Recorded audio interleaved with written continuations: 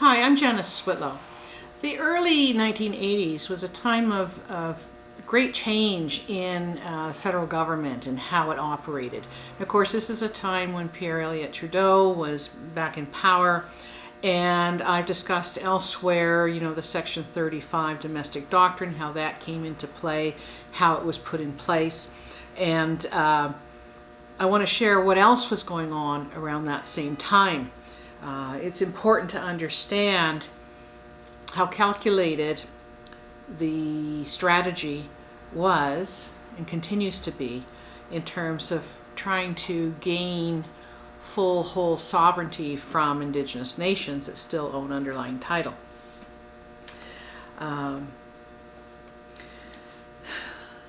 There was, change, the nature of the federal bureaucracy was taking place. The feeling of belonging to a select community committed to the national interest that aspired the old mandarinate had vanished.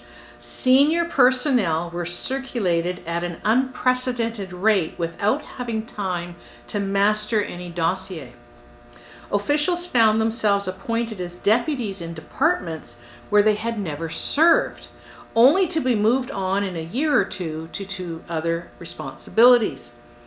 Not unnaturally, they responded to the system's imperatives in terms of their own needs. You did what you could, one reflected later. You knew you wouldn't solve much, but the better you used the system, the more you were personally rewarded. Old Ottawa hands, such as the crusty Eugene Forcey, bemoaned the, quote, exaltation of management, end of quote. During the Pitfield, this is the clerk, Michael Pitfield, who was clerk of the Privy Council for Trudeau Sr.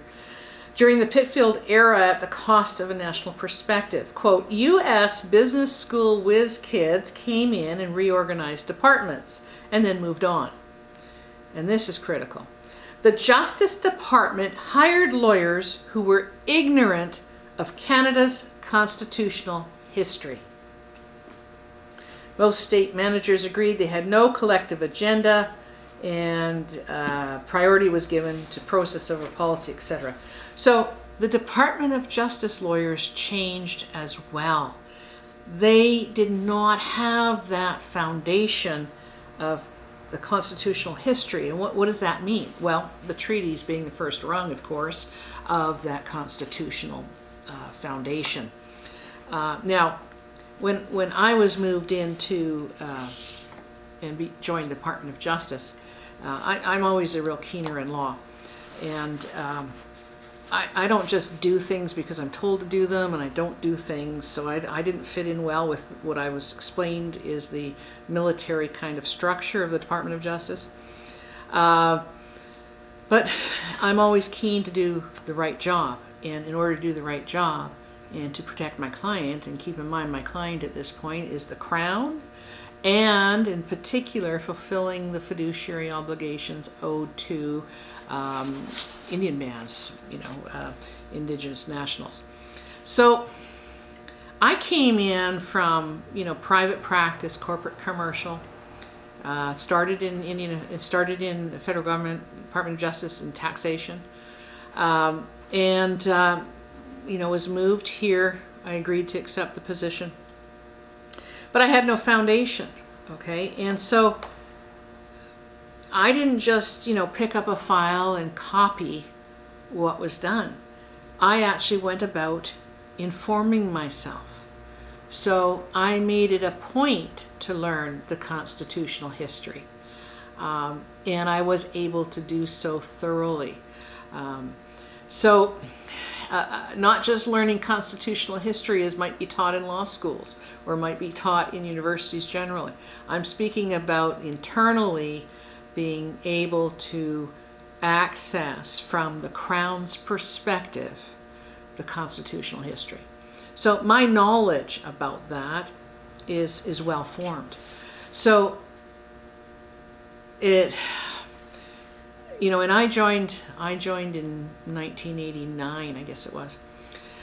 And it would shock me that when I would have questions to ask, because I wanted to understand what I'm doing.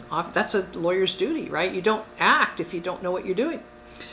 I would, when I would get kind of the, I don't know, I would just move up the chain, if you will, and find someone who would know and who could sit down and explain to me things. Now, obviously I can't share, because solicitor-client privilege, particulars. But the fact is, you can't remove my knowledge and understanding of constitutional law. To actually, from this writing by Stephen Clarkson and Christina McCall, I had no idea that lawyers were being hired specifically not having prior knowledge, and then I have to assume not being taught or trained in that constitutional history. Very telling, because it frees up lawyers to act differently. And it's important to understand that there's many pieces that have had to be manipulated in order to get things to the stage they're at, to be seen to be doing what the Indians asked us to do for them, when in reality they're not asking that at all. They're asking the existing relationship and the treaties to be respected, and to stop impinging on and preventing and oppressing their lawful exercise of their actual jurisdiction. And that's all I have to say.